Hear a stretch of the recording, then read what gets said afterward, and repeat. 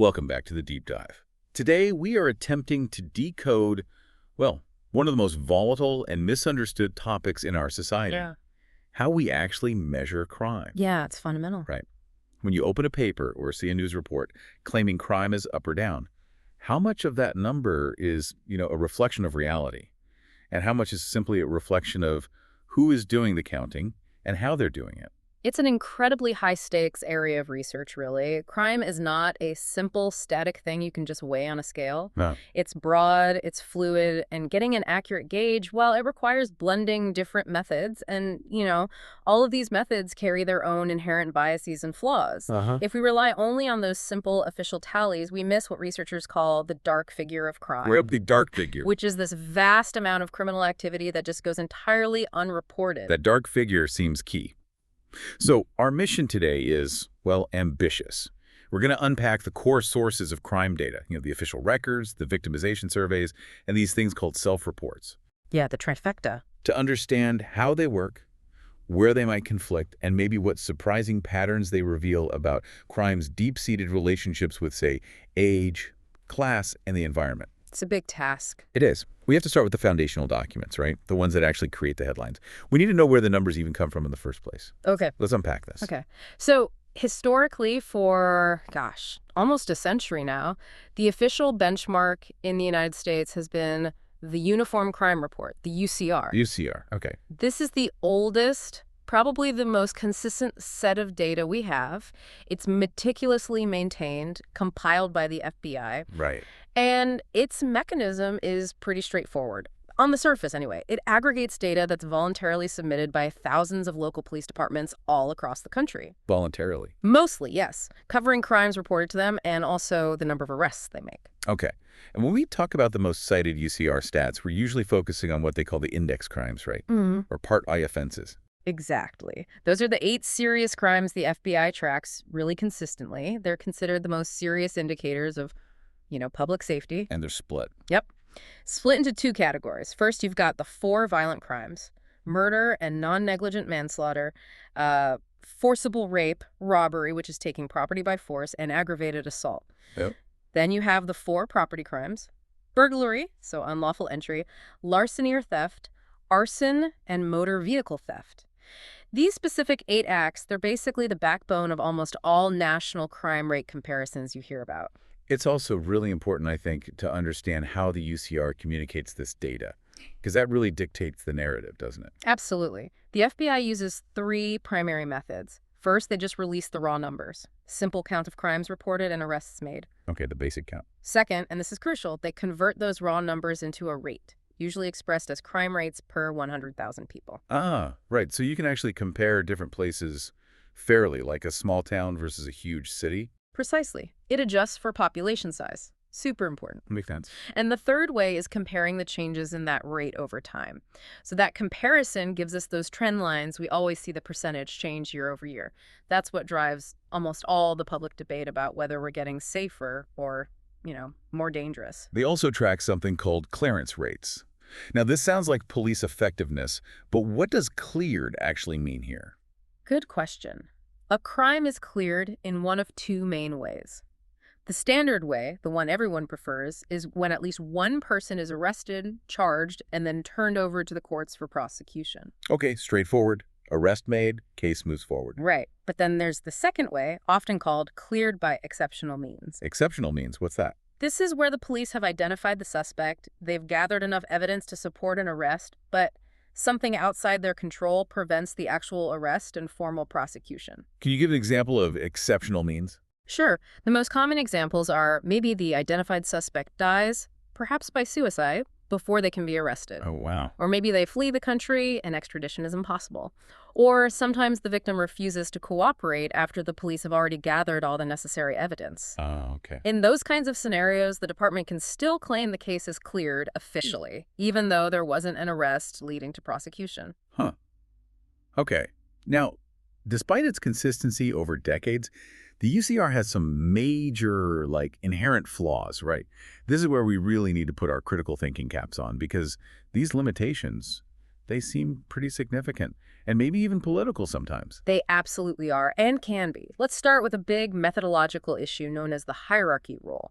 Historically, for a long, long time, the UCR operated under this rule. Hierarchy rule. Okay. What it meant was, if multiple crimes happened during a single incident like one event, only the most serious offense was counted in the official UCR statistics. Wait, really? So if someone was involved in, say, an aggravated assault and a robbery and maybe even a rape, all stemming from one single event. Under the old UCR rules, only one crime would be registered. Probably the most serious one, which in that case would likely be the rape. Wow, so that significantly deflated the true count of criminal acts happening, didn't it? Absolutely. The actual incidence of crime, the number of distinct offenses was always higher, often much higher, than the official UCR count suggested because of this rule. Okay, that's a big one. What else? Well, then you have the issue of inconsistent reporting across the nation. Remember, police departments are mostly voluntary participants. Right, you said that. And their reporting practices can sometimes be inconsistent. Sometimes it's just due to administrative burdens, lack of resources, training, or, more troublingly, sometimes political incentives can creep in. You mean departments might deliberately reclassify or underreport crimes to make things look better? It's certainly a known risk. If a city administration, for example, is really keen to demonstrate an improvement in public safety, perhaps before an election, well, pressure can sometimes be applied. Maybe to reclassify a serious property crime down to a minor one, or even to unfound incidents. Unfound, meaning they decide the victim's claim was baseless. Exactly, essentially dismissing it. These practices can definitely happen, and they work to keep the official numbers lower. It means the official data is potentially vulnerable to the priorities and maybe pressures of local law enforcement and politics. Okay, so if we were to sum up the UCR's utility, its strength or what? Consistency over time, a national sample. Yeah, measures homicides really well because those almost always get reported. And it tracks arrests, so consistency, national sample, good on homicide and arrests. Those are the pluses. But the weaknesses are huge. It completely omits the entire dark figure of unreported crime. Massive weakness. It also omits most substance abuse, which is a huge area of criminal activity. Yeah. And it carries that constant risk of reporting errors, inconsistencies, and maybe even that political manipulation we just talked about from the agencies themselves. It's a benchmark, but a flawed one. Okay, so recognizing that the UCR was, well, fundamentally inadequate for really nuanced study, gave us a count, but not much context. Exactly. The FBI developed the National Incident-Based Reporting System, or NIBRS. NIBRS, okay. This was really a necessary evolution. It was designed specifically to provide a much richer, much more granular picture of crime. The name itself kind of tells us the difference, right? Incident-based. So NIBRS collects data on each reported crime incident individually, not just those monthly summary totals like the UCR used. Precisely. That's the core change. That sounds like an astronomical increase in paperwork and administrative labor for police departments, though. Why go to all that trouble? Because the resulting detail is what moves us from just simple accounting, like counting beans, to genuine analysis, understanding why and how. NIBRS addresses basically all those shortcomings we just laid out about the UCR. Okay, like what specifically? Crucially, it abolishes the hierarchy rule. That's gone. So if you have that incident we talked about, assault, robbery, rape, NIBRS captures all three distinct offenses and links them to that one single incident. Correct. All reported offenses in an incident are counted, but the richness goes way beyond just that.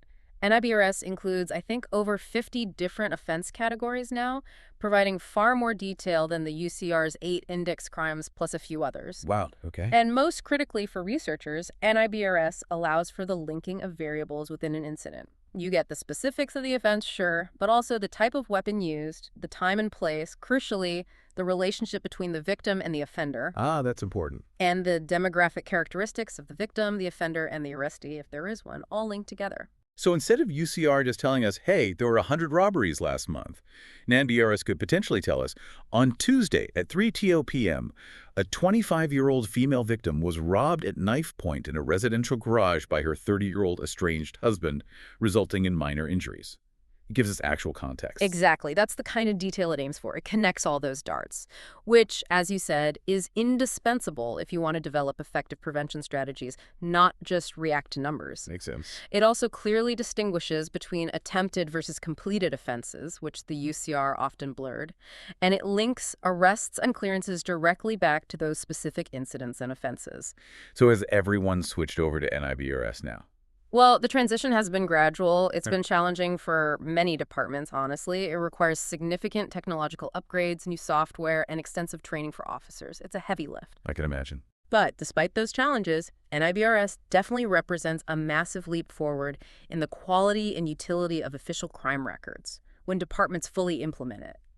It's the future of official data. Hashtag 1.3, the National Crime Victimization Survey, NCVS, finding unreported crime. Okay, so UCR and now NIBRS track what the police know about what gets reported. But what about that massive dark figure you mentioned? The stuff the police never hear about. Right. That's where the National Crime Victimization Survey, or NCVS, comes into play. This is essentially the government's primary way of trying to measure that dark figure by talking directly to the public about crimes they've experienced. Whether or not they ever picked up the phone to call 911. Exactly. Regardless of whether it was reported to the police, the NCVS is sponsored by the Bureau of Justice Statistics, the BJS. And how do they do it? It sounds like a huge undertaking. It is. It employs a really complex survey research methodology. They use a massive nationally representative sample of households. Currently, it involves something like 136,000 interviews conducted annually across the country. And it's longitudinal, which is important. Interviewers visit the same households multiple times over a specific period, usually 3 years, asking about victimizations in the preceding 6 months. Okay, so the core distinction here is, well, revolutionary compared to UCR and IBRS. The NCVS collects info on crimes suffered by people and households regardless of police involvement. It's our main counter-narrative to the official police stats. That's precisely it. And that is its single greatest advantage. It is the primary tool we have for estimating the total amount of annual crime for certain offense types, encompassing that full scope of the dark figure. Does it tell us anything else important? Yes. Crucially, the survey specifically asks victims why they chose not to report the crime to the police if they didn't. That's vital context. Absolutely. Was it fear of retaliation? Maybe a lack of confidence in the police? Did they think the crime was too minor to bother? Or maybe they handled it privately. Official records simply cannot capture this kind of crucial sociological data. NCVS gives us a window into that. But okay, switching from police reports to relying on people's memories. Yeah. That must introduce a whole new set of problems, right? Methodological issues. Oh, definitely. Unlike the UCR and EBRs, which are based on somewhat formal police reports, the NCVS relies entirely on the victim's recall, their memory, and their honesty. And human memory is fallible. Yeah. So there's the issue of telescoping. Victims might misremember when a crime actually occurred. They might mistakenly include an event that happened before the 6-month survey window, pulling it forward in time. Or push a recent one back. Or displace a recent event into an earlier period, pushing it back. Both can distort the counts. Yeah. There's also, inherent reluctance. I mean, people might not want to talk about it. Exactly. If a crime carries a high social stigma, think about something like domestic abuse or sexual assault, or maybe even being a victim of a scam or fraud that makes you feel foolish. Respondents might be reluctant to admit it, even in a confidential survey setting. That makes sense. And just like the UCR, the NCVS must have its own blind spots, right? Types of crime it just can't capture well. Yes, absolutely.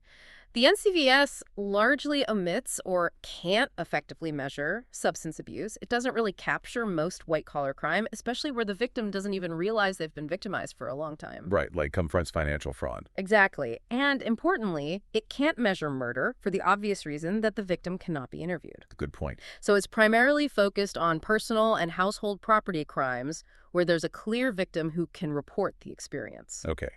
So despite those challenges, memory issues, reluctance, blind spots, the source material, we looked at notes that the NCVS remains indispensable. It really does.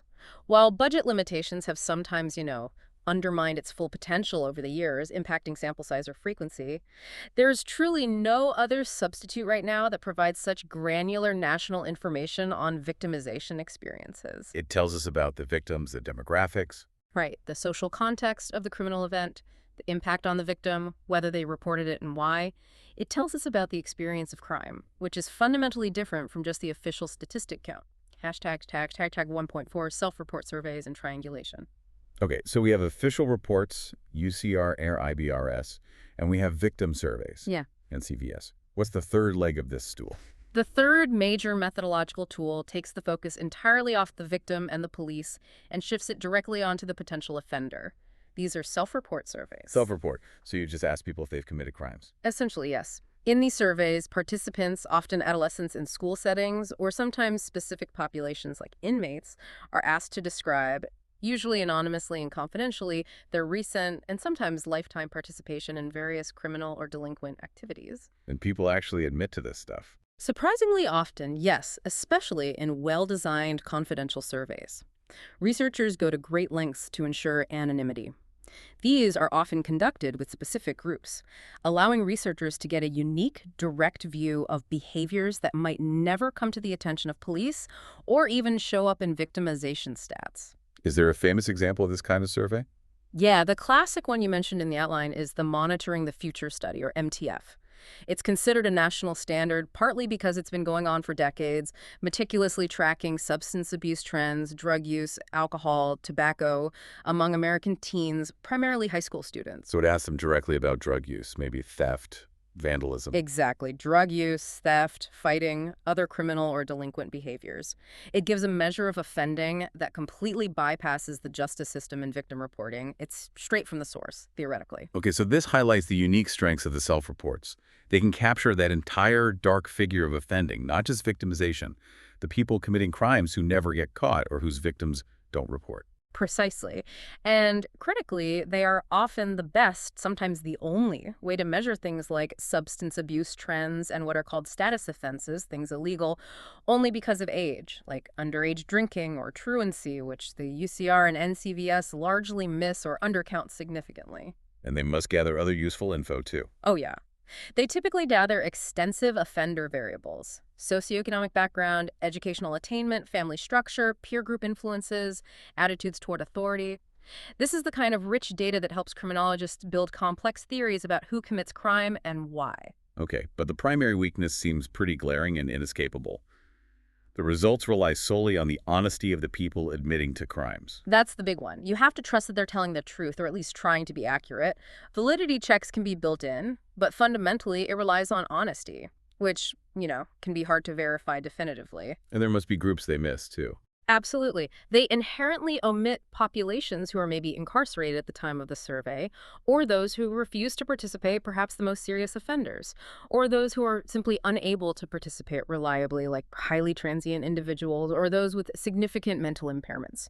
So they aren't perfect representations either. Okay, so the overall conclusion here for us, and really for you, the listener, is the absolute necessity of triangulation, right? Using all three sources together. Exactly. Triangulation. We only start to get a reasonably complete, or at least a more robust picture when we layer these three major data sources together, acknowledging the strengths and, importantly, the weaknesses of each. So let's recap that synthesis. The UCR and NIBRS reliably measures the most serious reported crimes like homicides and tracks arrests, providing that historical consistency. Right. The NCVS measures unreported victimization, giving us a sense of the scope of that dark figure, at least for certain crimes, and tells us why people don't report. And self-reports measure things the other two largely miss, like substance abuse, and give us direct insight into participation in offending, along with offender characteristics. Precisely. If you only cite one of these sources when talking about crime, you are almost certainly missing, well, at least 2/3 of the story. You need all three perspectives. Okay, so once researchers have this primary data, the counts from UCR and NBRs, the experiences from NCVS, the admissions from self-reports, they don't just stop there, right? They use other more sophisticated secondary methods to kind of synthesize all this information, turn it into deeper insights, and sometimes even try to predict the future. Absolutely. Collecting the primary data is just the first step. Analyzing it, finding patterns, testing theories that requires another layer of research methodology. Like what kinds of methods? Well, one of the most powerful, though incredibly painstaking methods is cohort research. Cohort research, what does that involve? It involves identifying and then observing a specific group of people, a cohort, who share a common characteristic, usually being born in the same year or living in the same geographical area. And then you track them over a long period, often decades. Wow, decades. Yeah. Researchers meticulously collect data on this group from every available source. Their educational records, family histories, any police contacts or arrests, hospital files, social service records, everything. That famous study we mentioned earlier, the one that defined the chronic offender phenomenon, that was cohort research, wasn't it? We'll definitely get back to that point. Exactly. That's a classic example. It's all about building these incredibly detailed life trajectories for individuals within the group. It gives us a much deeper understanding of criminal careers over time, rather than just looking at single, isolated crime events. Okay, that sounds really intensive. What else? Then we have experimental research, which is crucial, especially for testing interventions like, does this specific program actually work to reduce crime or recidivism? Right, trying to find solutions. To conduct a truly valid controlled experiment in criminology, you generally need 3 key elements. First, random selection of subjects into different groups. Second, you need a control or comparison group that doesn't receive the intervention being tested. So you can compare outcomes. Exactly. And third, you need the experimental condition itself, the specific program, therapy, or policy intervention that is being tested for its effectiveness. Random assignment and a control group are key to isolating the effect of the intervention itself. Okay. And beyond that direct research, the sheer volume of data we have today from all these sources, it must require some pretty advanced computational methods too, right? This brings us to data aggregation and prediction. Oh, absolutely. The amount of data is staggering. So for consolidating existing knowledge from lots of different studies, researchers use techniques like meta-analysis and systematic review. What's the difference there? A meta-analysis statistically combines the quantitative results from a number of previous studies on the same topic to draw a single, more powerful, unified conclusion, like averaging the effects across studies. Okay. A systematic review is a bit broader. It gathers and critically appraises all the relevant findings from previous studies that meet certain criteria to address a particular scientific question using the collective evidence. It's more about synthesizing the landscape of research. Both are crucial for figuring out what the overall body of evidence says. It's how the field often reaches consensus on what works and what doesn't. Got it. And then on the more computational pattern finding front. There we have data mining.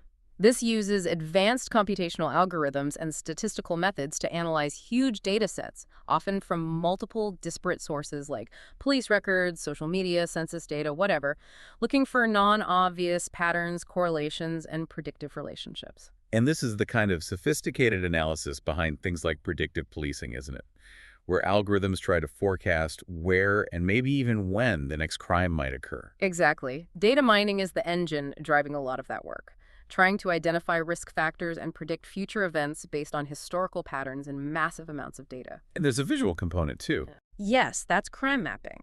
This involves creating graphic representations maps showing the spatial geography of crime, plotting incidents on a map. So police can see where things are happening. Precisely. When police commanders or analysts see the data visually displayed on a map, they can instantly identify hotspots, those specific streets, blocks, or even individual addresses where crime is heavily concentrated.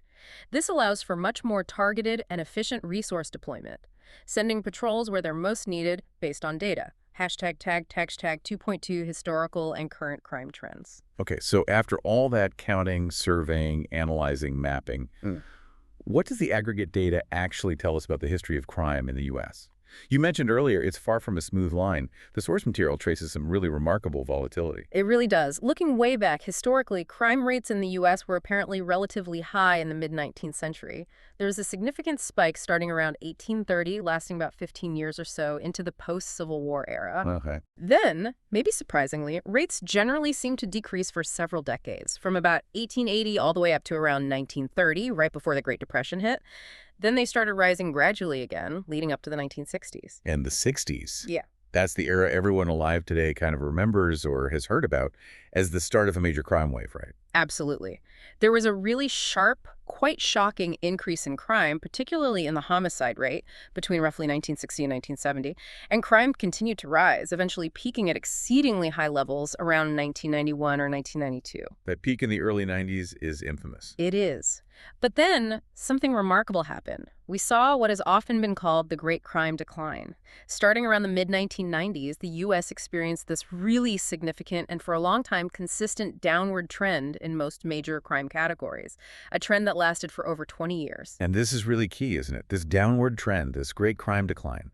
It's consistently shown in both the official UCR data and the victimization data from the NCVS. That's a crucial point. That consistency, seeing the same downward trend across two fundamentally different collection methods, police reports and victim surveys, lends significant validity to the conclusion that overall crime did indeed decrease substantially and consistently for over 2 decades. Even while the population was growing quite rapidly during that same period. Right. Crime rates per capita dropped significantly. Okay, but we have to address the more recent picture. Because while that long-term trend was down for decades, there has been some noted and very concerning volatility lately, right? Particularly with homicides. Yes, that's undeniable. While the long-term trend since the 90s peak is still generally downward for most crimes, there has been a very significant recent exception. A sharp increase in the number of murders in specific periods over the last few years, particularly around 2020 and 2021. The pandemic years. Exactly. Whether this represents just a temporary, though tragic, spike related perhaps to the unique social disruptions of the COVID pandemic and other concurrent events, or whether it signals a more fundamental reversal of that decades-long downward trend. Well, that remains an open and, frankly, hotly debated question among criminologists right now. We don't have the final answer yet. Okay. And here's another statistic that often causes people to, scratch their heads, especially given how crime is often portrayed in American culture and media. When we look globally, how does the U.S. actually stack up now? Well, this is where it gets really interesting and maybe counterintuitive for many. Based on available data, the U.S. is now often considered a leading nation in relatively low crime rates among its major industrialized counterparts, particularly for property crime. Really? Lower than comparable nations in Europe, for instance? For many crime types, yes. It's a tremendous reversal from historical trends where the U.S. was often seen as much more crime-prone. However, and this is a major caveat, international comparisons are always incredibly difficult and fraught with peril. Why is that? Because countries use wildly different legal definitions for crimes. What constitutes an aggravated assault here might be defined very differently in, say, Germany or Japan. Data collection methods vary enormously. Reporting rates to police are inconsistent across cultures. Police recording practices differ. So it's hard to compare apples to apples internationally. It's extremely hard. So while the general trend appears to be that crime has been decreasing in many parts of the developed world over the last few decades, that trend is definitely not uniform. And while the U.S.'s relative standing seems to have improved dramatically, those comparisons need to be taken with a large grain of salt due to the data challenges. And looking forward, researchers also note that the very nature of crime is constantly changing, right? Especially with technology. Absolutely. Technology, the internet, global e-commerce, they are creating entirely new categories and opportunities for crime. Think about cybercrime, identity theft, online fraud, ransomware. We are still figuring out how these digital activities should even be counted, categorized, and measured effectively within our existing crime data frameworks. It's a moving target. #2.3 ecology, socioeconomics, and the economy. Okay, let's delve a bit deeper now into the relationship between crime and its environment, the sort of ecology of crime. Do we see consistent patterns there? Oh, definitely. We see strong, recurring patterns linked to temporal factors, time, and ecological factors, place, and environment. For instance, crime rates, particularly for certain types of street crime and violence, are often higher in the warmer summer months and lower in the colder winter months. The heat hypothesis kind of thing. Sort of, yeah. Temperature, climate, even day of the week play a role. Weekends often see a spike in certain types of offenses, like assaults related to nightlife. Time of day matters too, obviously. And geographically. Yeah. Any major factors? Well, regional differences exist for sure. But one factor that consistently stands out in the U.S. data, particularly for violent crime, is the dominant role of firearms in criminal activity in certain areas and contexts. The prevalence and use of guns is a major ecological factor here compared to many other developed nations. Okay. Now, moving from physical environment to social structure. The link between social class, poverty, and crime seems obvious, but the source material suggests it's actually quite complex. We need to differentiate between types of offenses based on motive. Exactly. It's not just that poverty automatically equals crime, it's more nuanced. Criminologists often distinguish between two fundamental types of offenses based on the underlying motivation. Which are instrumental crimes versus expressive crimes. Okay, what's the difference? Right. Instrumental crimes are essentially rational, goal-oriented offenses. They're committed often by people who are indigent or lack legitimate opportunities as a means to an end, usually to acquire money or property. So like theft, burglary, Oh, maybe my drug God. dealing for profit. Exactly. They need the resources, maybe to survive, maybe for something else, and crime is the instrument they use to get it. It's calculated, in a sense. Okay. And expressive crimes. Expressive crimes, on the other hand, are often seen as venting emotion. They result from anger, frustration, rage, pent-up resentment, perhaps against society, perhaps against an individual. They aren't necessarily about material gain. Like assaults. Vandalism out of anger. Yeah, assaults during arguments, maybe domestic violence, some types of homicide that arise from disputes. And this frustration, this anger, it's often amplified by factors like alcohol and drug abuse, which tragically can be more common in impoverished, marginalized communities facing high levels of stress and deprivation. So how does this distinction play out in the data? Well, the aggregate data, particularly the official UCR-MBRS data, generally bears this out. Serious official crime. Those Part-I index crimes we talked about does tend to be statistically more prevalent among lower socioeconomic classes. This seems largely driven by a combination of those instrumental offenses born of necessity and those expressive offenses fueled by frustration and stressful conditions. But is that the whole picture? What about less serious crime? That's where it gets interesting. When researchers use those self-report surveys, asking people directly about a wider range of behaviors, including less serious delinquency, they often find that participation in some form of criminal or deviant behavior is actually much more evenly spread across all social strata. So middle class and upper class people commit crimes too. They just might be different types. Right. Or they're less likely to get caught and counted officially. That seems to be the case. The major socioeconomic difference appears to be primarily in the type and seriousness of the crime committed, and crucially, in the likelihood of being officially detected, arrested, and processed by the criminal justice system. Official data reflects system contact, which is often skewed by class and race. Okay. Now, for what you called the real head-scratcher, the economic paradox, you'd intuitively assume a direct causal link. Bad economy, high unemployment equals more crime, right? But the research apparently shows 4 different and totally contradictory views on the relationship between crime and the macroeconomy. It's fascinatingly messy. This persistence of contradictory findings over decades really shows just how many complex variables are at play and how hard it is to isolate the economy's effect. Okay, walk us through the 4 views. What's view 1? View 1 is the most intuitive, the one you just mentioned. A bad economy leads to higher crime rates. The logic is straightforward. Economic desperation, high unemployment, poverty. These conditions lead directly to more of those instrumental crimes. People steal because they're broke. Makes sense. Okay, view 2. View 2 completely flips that. A good economy leads to higher crime rates. Well, why? The argument here is that when the economy is booming, there's more wealth circulating. People buy more stuff, more cars, electronics, valuables. This creates more attractive targets for theft and burglary. Also, a good economy might provide more opportunities for certain types of white-collar crimes like fraud or embezzlement. More opportunity for crime. Huh. Okay, I can see the logic there too. What's view 3? View 3 is really counterintuitive. A bad economy means lower crime rates. Lower? How does that work? The logic here suggests that during a deep recession or depression, people might actually stay home more. There's less social interaction, maybe fewer opportunities for conflict. Also, consumers are buying fewer expensive goods, so there are simply fewer appealing targets out there for thieves and robbers. Less stuff to steal. Wow, okay. That's different. And finally, view 4. View 4 essentially throws up its hands and argues that crime rates and the overall state of the economy are largely unrelated, or the relationship is just too weak and inconsistent to matter much. This view suggests that crime is driven primarily by deeper social factors, demographic shifts, like the age structure of the population, cultural changes, or criminal justice policies, and that broad unemployment levels barely impact these underlying drivers.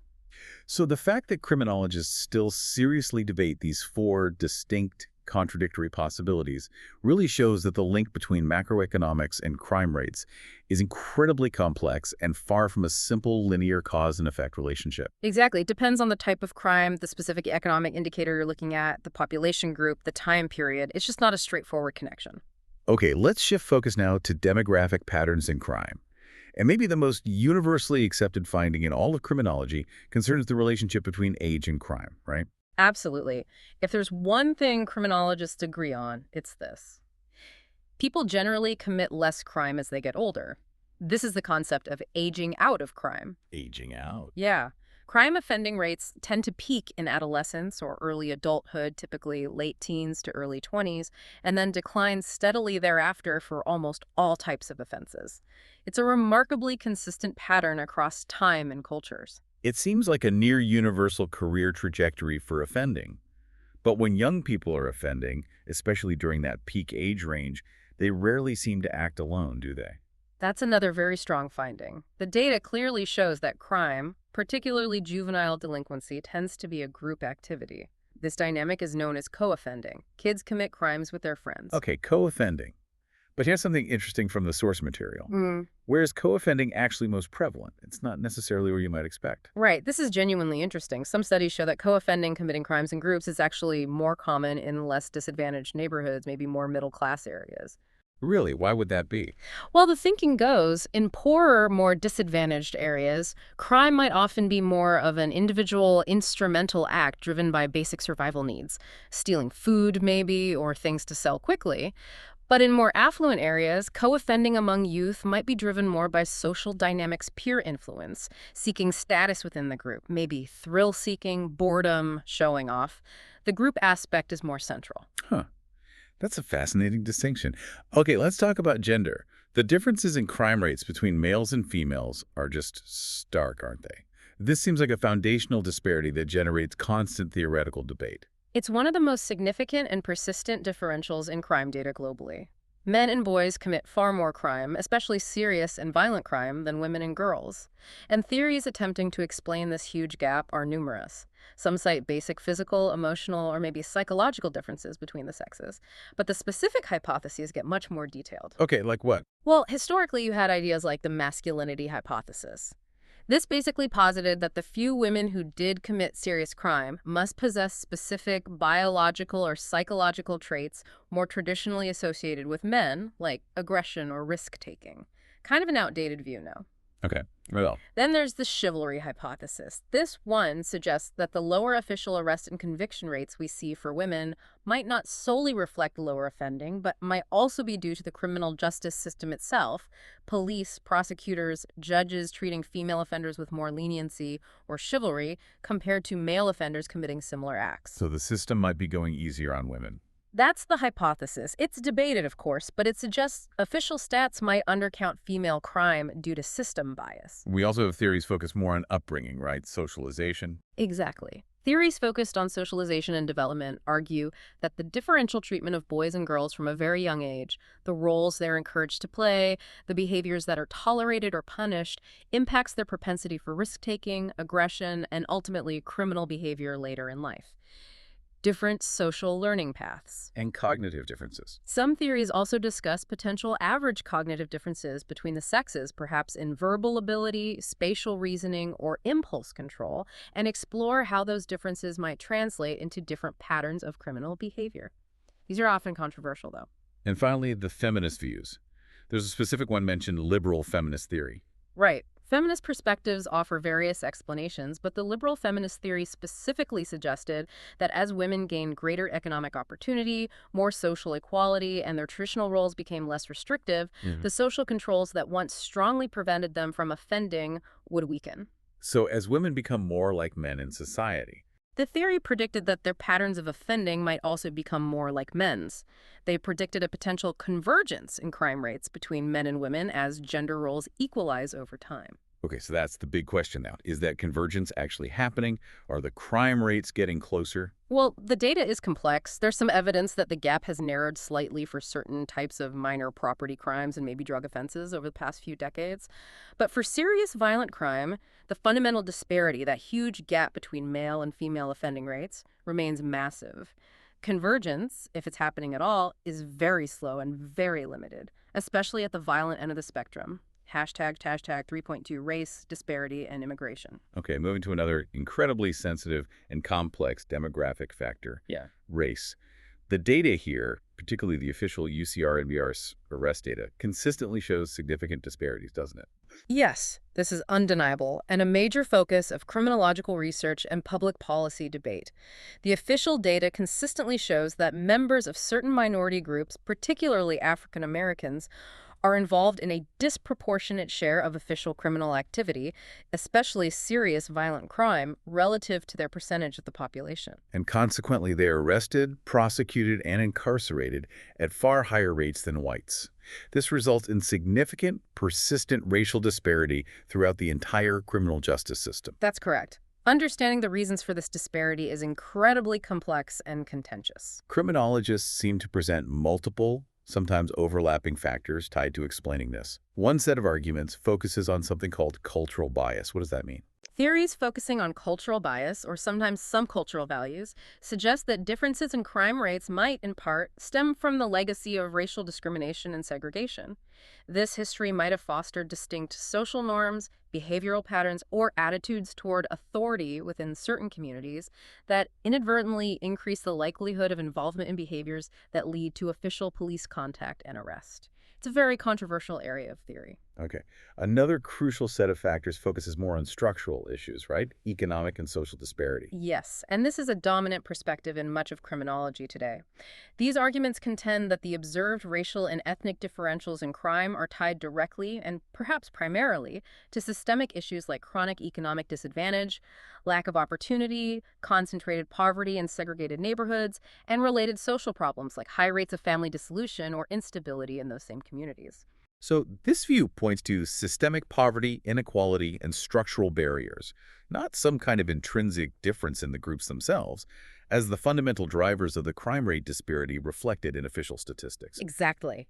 It frames the disparity as a consequence of broader social and economic inequalities that disproportionately affect minority communities due to historical and ongoing discrimination. But okay, if we're looking at statistics related to ethnicity and crime, the source material highlights a really powerful and necessary counterpoint, especially regarding the common, sometimes negative assumptions about immigration and crime. What does the evidence show regarding immigrants? This finding is incredibly important and often surprises people because it runs counter to a lot of public rhetoric. The research evidence is actually remarkably consistent and clear. Immigrants, on average, are far less likely than native-born U.S. citizens to commit crime. Less likely. Yeah. Significantly. Yes, significantly. Multiple studies, looking at things like incarceration rates and institutionalization rates, consistently find that foreign-born adults commit crimes at lower rates than their native-born counterparts across various demographic comparisons. Wow.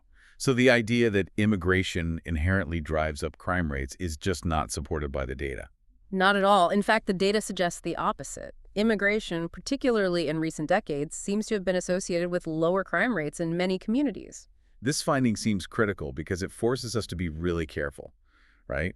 We have to distinguish between factors like maybe generational poverty or the effects of systemic discrimination on established minority groups versus the simple fact of being an immigrant or being foreign-born. Absolutely.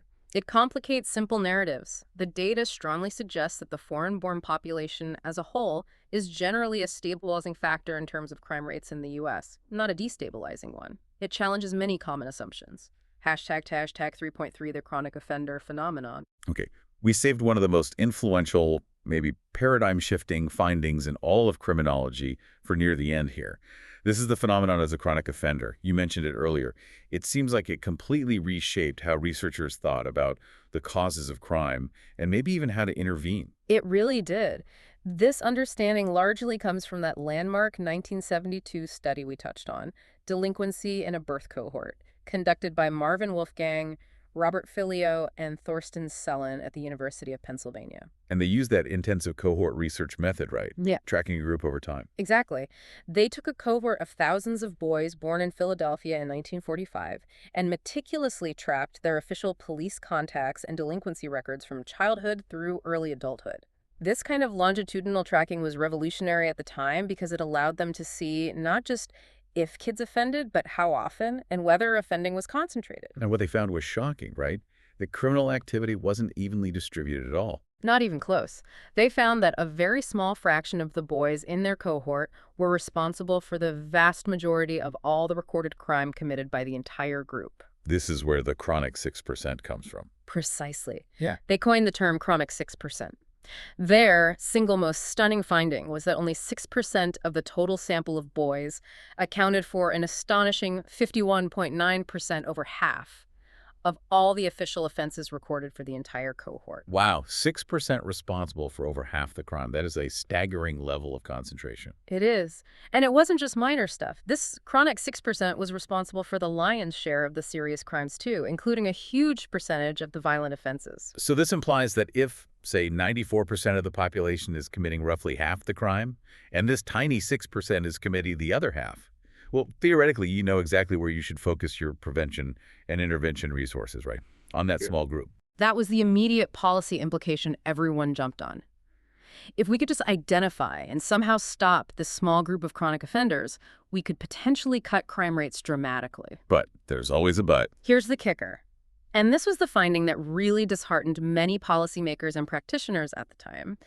The study also showed a profound failure of deterrence for this specific group. Meaning punishment didn't work on them. Pretty much. Getting arrested, going to court, experiencing official sanctions.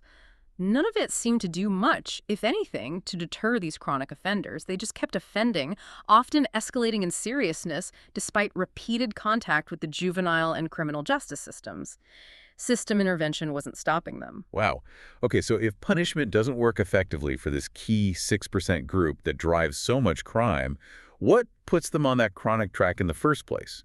Did the researchers figure out what made them different? Yes, subsequent research, building on Wolfgang's work, focused heavily on identifying the causes or predictors of chronicity.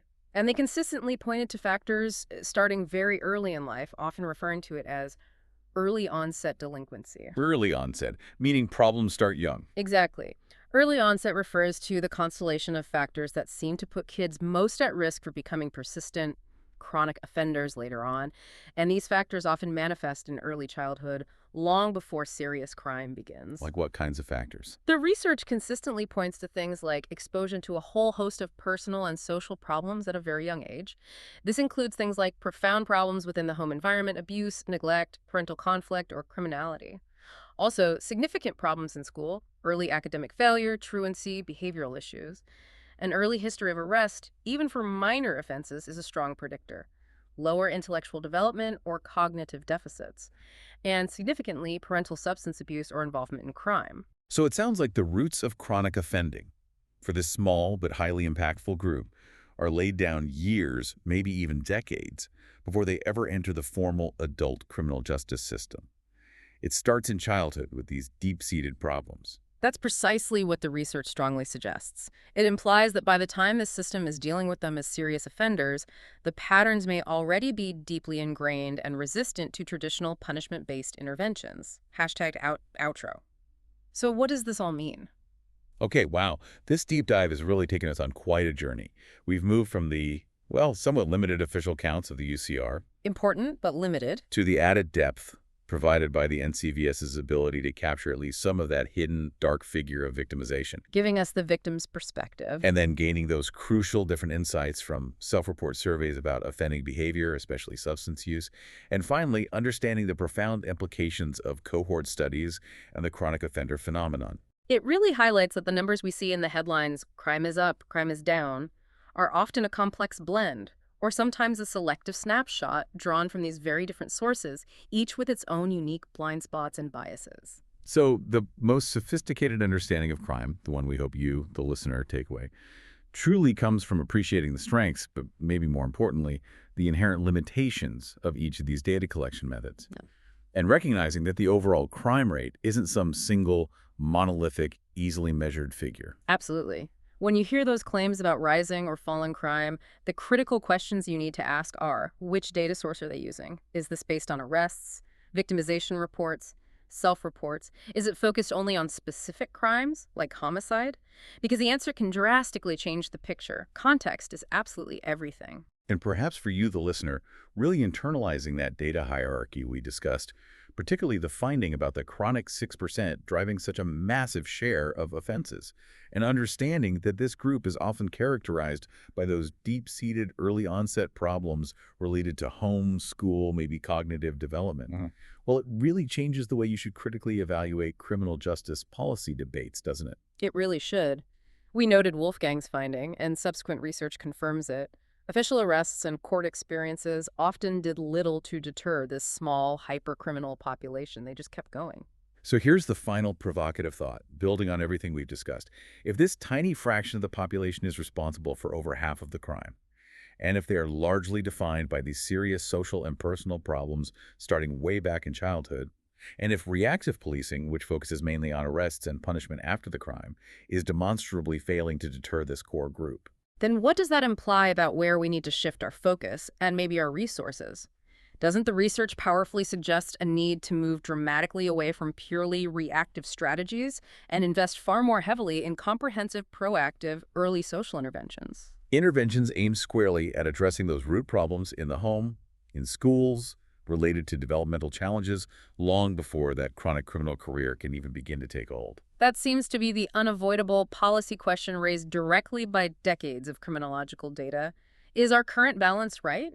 Or does the evidence demand a fundamental shift towards early prevention for those most at risk? That is the essential question raised by the data, and certainly something for you to think about until our next deep dive.